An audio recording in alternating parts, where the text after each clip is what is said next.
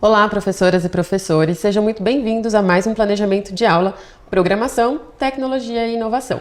Eu sou Gabriela Riba, sou formadora na Start by Alura, sou uma mulher branca de cabelos cacheados, castanhos claros, olhos castanhos claros, meu cabelo está um pouco acima dos ombros e as pontinhas são coloridas de roxo. Eu estou vestindo uma blusa de frio na cor laranja, estou sentada atrás da bancada e não estou sozinha. Hoje eu estou também com a Jéssica. Bem-vinda, Jé. Muito obrigada, Gabi. Olá, professoras e professores. Eu sou a Jéssica Tambor, também sou formadora na Start by Alura e eu vou me audiodescrever. Sou uma mulher branca, de cabelos longos, ruivos, ondulados, tenho olhos castanhos, uso óculos e hoje estou vestindo uma camiseta verde. E hoje vamos falar do plano de aula, né? Boa, Jé. Pessoal, então, para esse planejamento de aula, a gente vai conversar um pouquinho sobre o complemento à Base Nacional Comum Curricular, que a gente chama de BNCC Computação. Quais são os objetivos, Jé? Hoje a gente vai identificar a importância das habilidades da BNCC, da computação, perceber as características dos eixos, assim como a estrutura do documento, nos anos séries de interesse da rede, reconhecer como as habilidades do pensamento computacional podem auxiliar o aluno a desenvolver habilidades para todas as áreas de conhecimento e também identificar como as habilidades aparecem dentro das unidades da Start by Alura. Então, até já já!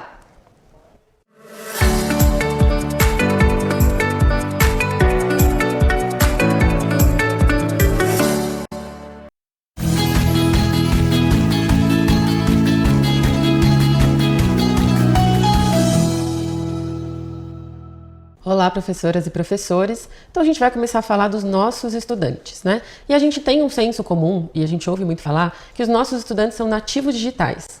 Mas será que eles são nativos digitais? Por que a gente costuma falar isso? Porque eles nasceram num ambiente envolto em tecnologia, né? E cresceram também cercados de informações constantes e de uso frequente ali de tecnologia. Mas o que isso não garante? Para a gente chamar eles de nativos digitais. Não garante que eles tenham habilidades necessárias para lidar com essas informações de forma crítica e também para lidar com esse excesso de informações. E assim a gente não garante necessariamente que por serem nativos digitais, a gente acha que eles estão preparados desde que nasceram, certo, Gé? Exatamente, Gabi. Os nossos estudantes, eles são consumidores digitais. Então, eles acessam, eles consomem muita informação e por meios ali digitais muito diversos, né?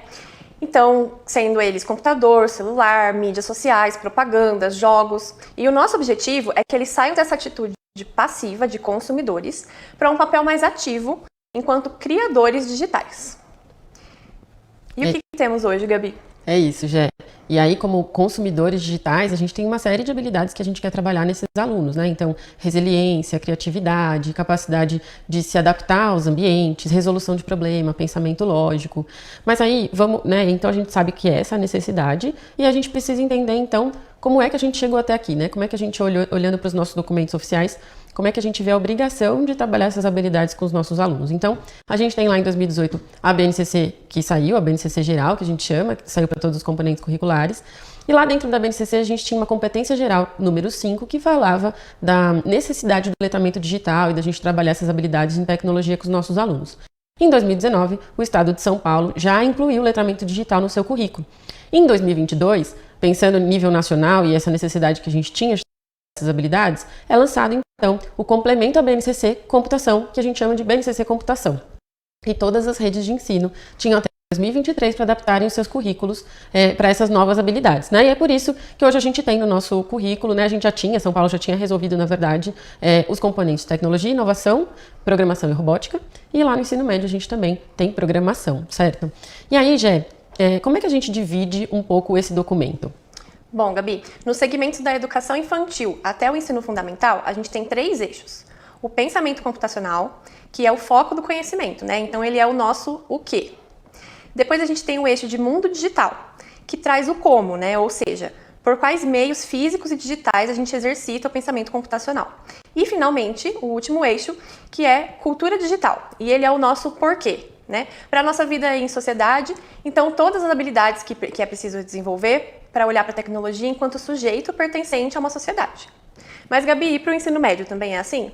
Boa, Gé. Para o ensino médio, a gente já trabalha esses 3 eixos de maneira unificada, né? Então, eles estão interligados. A gente não vai olhar dentro do documento as habilidades separadas dentro desses eixos. Mas quando a gente lê uma habilidade do ensino médio, a gente vai identificar esses 3 eixos dentro dessa habilidade. Porque no ensino médio, a gente tem uma complexidade maior para resolver. Então, esse aluno, ele precisa, através do pensamento computacional, usar o mundo digital dentro de uma sociedade, isso tudo dentro de uma habilidade unificada. E a gente vai ficando por aqui. No bloco que a gente voltar a aparecer aqui, a gente vai falar um pouquinho mais sobre esses eixos, tudo bem? Até já!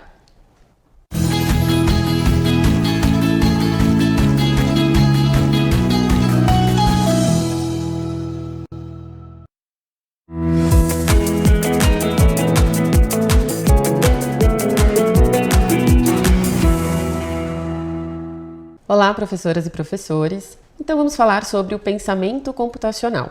O pensamento computacional, como diz Jeanette Wing, é uma forma em que os humanos pensam, não os computadores. Porque os computadores têm uma limitação, né? Diferente dos humanos, eles são tediosos e enfadonhos. Os humanos são espertos e imaginativos. Então, o que a gente quer? A gente quer trabalhar com os nossos alunos as habilidades de resolver problemas usando o jeito que o computador pensa, né? De maneira humana, colocando aí a nossa criatividade, a nossa capacidade de imaginação junto nessa resolução de problemas.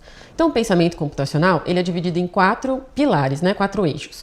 Decomposição, então esse aluno, para resolver grandes problemas, ele precisa ter a capacidade de decompor em problemas menores, reconhecer padrões e aplicar essas soluções menores nesses padrões, né? De maneira a copiar o que ele fez para solucionar uma parte em outra. Abstração, então tirar a essência, tirar o que é essencial ali do problema para ele conseguir resolver e também conseguir marcar isso de maneira lógica, né? Então escrever essa resolução de problemas de maneira lógica, num passo a passo que faça sentido. Mas falando aqui para vocês pode ficar muito genérico. Vamos trazer um exemplo, certo, Gé? Vamos sim, Gabi.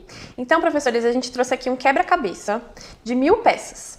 Bom, eu gosto muito de montar quebra-cabeças, mas ele é um problemão aí, né, que a gente tem que resolver, ainda mais com 1000 peças. Então, como que a gente começa a olhar para ele usando o pensamento computacional aí como base? Bom, vou pedir para colocar aqui na tela o quebra-cabeça para a gente observar ele juntos. Então, a gente pode ver que é uma imagem retangular. Então, as peças dos cantos, elas vão ser bem características, né? Elas vão ser recortadas somente em 2 lados. E se eu encontrar essas 4 peças lá no monte de peças, eu consigo delimitar a minha imagem em potencial. E aí, quais os próximos passos, Gabi? Boa, Gé. Depois, a gente pode reconhecer que nesse retângulo, né, a gente tem imagens que são padrões, né? Então, para essa imagem que a gente trouxe, a gente tem uma planície de grama com cores diferentes, né? Então, a grama que está aqui mais perto da gente é uma grama mais escura, aí tem uma grama mais clara mais em cima. A gente tem uma árvore no canto esquerdo aqui para mim, na paisagem, e tem lá um fundo, que acho que é umas montanhas, mais uma vegetação numa tonalidade meio verde, meio azul, e um céu claro. Então, eu tenho que olhar nas peças que sobraram, né? A gente imagina que ficou ali um monte de peça misturada. E achar esses padrões de cores, o padrão das árvores, e já deixar em cima do plano que eu já marquei com a dica da Jéssica, né? De colocar ali os 4 cantos, mais ou menos onde essas peças devem ficar. E aí, ficou a parte mais trabalhosa, mas não mais difícil, que é encaixar as peças. Mas eu já andei, né, metade do caminho resolvendo mais ou menos onde essas peças vão ficar, né? Então, eu trabalhei ali reconhecimento de padrões, eu fiz abstração, né? Então, o que é essencial nessa imagem? Eu tenho uma árvore, onde que eu consigo achar as peças que formam essa árvore? Eu decompus meu problema em partes menores, né? Então, ao invés de tentar achar peça por peça, eu resolvi partes menores e eu fiz o pensamento computacional ali, certo, Gé? Isso mesmo. E aí, se eu quiser montar um outro quebra-cabeça, eu consigo até encontrar, né, um padrão entre os quebra-cabeças. E aí eu consigo, inclusive, fazer uma listinha lógica de quais são os passos e de quais eixos do pensamento computacional eu estou utilizando. Então, eu trouxe aqui, por exemplo, no slide, esse quebra-cabeça, que agora ele é quadrado, né, ele tem esse tigre no centro. Então, eu consigo pensar aqui, se a imagem forma um desenho com cantos, então eu devo começar encontrando a peça dos cantos. Depois de identificar os cantos, eu delimito com essas peças onde eles fecham a imagem, numa superfície plana. E aí, se tiver grandes figuras na imagem, por exemplo, esse nosso aqui, ele tem um tigre, né? Então, a gente acha ali as peças que compõem essa imagem e deixa dentro, ali na região próxima da onde está. Então, nesse caso, na região central. Depois, a gente vai encontrando os outros elementos, que são maiores, que estão espalhados na paisagem, para poder replicar lá a lógica do passo 2. E depois a gente encontra os encaixes já com essas peças organizadas, aproximadamente aí na região onde elas vão ficar. E isso tudo, né, toda essa sequência lógica, nada mais é do que um exemplo de um algoritmo. Né? A gente está decompondo esse problema em passo a passo, e aí seguir essa ordem lógica nada mais é do que seguir um algoritmo, né, Gabi? Certo, Jé. E para quem estava atento, foi olhando que a gente marcou em negrito, inclusive, ali no algoritmo que a gente criou, algumas condições lógicas que a gente usa na programação, como o se, então, ao encontrar, fazer outra ação, né? Então, a gente usou muito do nosso pensamento computacional ali, certo, Jé? Isso mesmo. E daí, Gabi, essas competências, todas elas são bem aproveitadas em vários campos aí do conhecimento. E aqui eu trouxe alguns exemplos, né, 5 exemplos, mas eu vou detalhar um pouco mais. As ciências biológicas, por exemplo, a gente consegue encontrar abstração na genética, decomposição para poder classificar os seres vivos e algoritmo na expressão de DNA. E também, por exemplo, na química, a gente reconhece os padrões na hora de fazer cálculos estequiométricos e também na identificação de moléculas.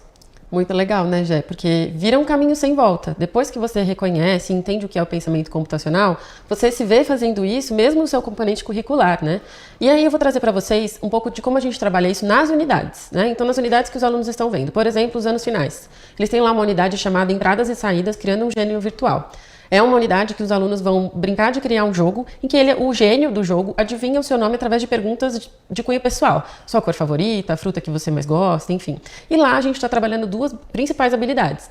Uma habilidade que é apresentar conduta e linguagem apropriadas ao se comunicar em ambiente digital, considerando a ética e o respeito, que faz parte do eixo cultura digital, e identificar recursos ou insumos necessários de entrada para a solução de problemas, bem como resultados esperados, que são as saídas, determinando os respectivos tipos de cada um, que é o pensamento computacional. Uma outra unidade, o 7º, 8º e 9º ano estão vendo, que é a de cyberbullying, também trabalha cultura digital e pensamento computacional. E lá no ensino médio a gente está criando uma página web de projetos e portfólio de qualquer coisa que o aluno faça, né, para ele ter isso no mercado de trabalho. E aí vocês vão ver que essas habilidades não têm um eixo específico, mas está trabalhando pensamento computacional, cultura digital e mundo digital ao mesmo tempo, certo, Jé?